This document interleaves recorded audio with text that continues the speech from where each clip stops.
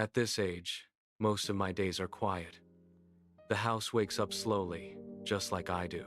The kettle whistles, the floor creaks in familiar places, and the same sunlight settles on the same chair by the window every morning.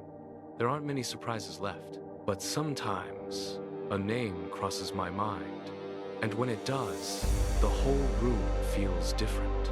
I haven't said that name in 40 years. Not out loud. It's strange how a name can disappear from your voice, but never from your memory.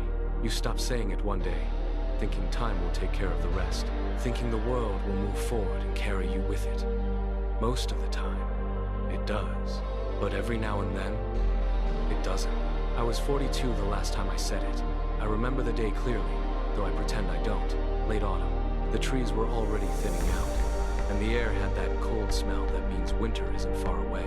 We were standing outside a small train station.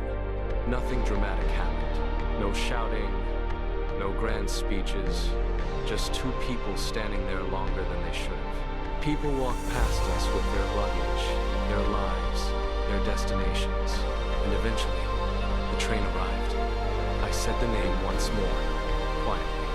Not the way you call someone across the room, more like the way you say something you already know is leaving. They turned around for a second. Just a second. And then the train doors closed. Life doesn't stop after moments like that. That's the strange part people don't tell you. You still go home. You still eat dinner. The next morning still comes. Years start stacking up the way old books do on a forgotten shelf. I got married. I had children. I built a life that, from the outside, looked exactly the way a life should look. Birthdays, graduations, family dinners, the ordinary rhythm of decades passing. And most days, I didn't think about that train station at all. But memory is a quiet thing. It waits. Sometimes it appears in small ways. A song playing in a grocery store. A certain kind of laugh you hear from someone across the street. A smell that drifts past you for half a second before disappearing. And suddenly you're not where you are anymore. You're standing on a cold platform again. There are a lot of names in my life now.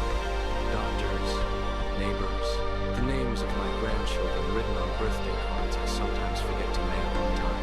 But that one name, it stayed somewhere else. I've noticed something about getting old.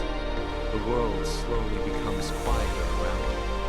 Friends disappear one by one. Conversations get shorter. Houses that once felt full begin to echo a little. And when things get quiet enough, certain memories start speaking again. Not loudly, just enough to be heard.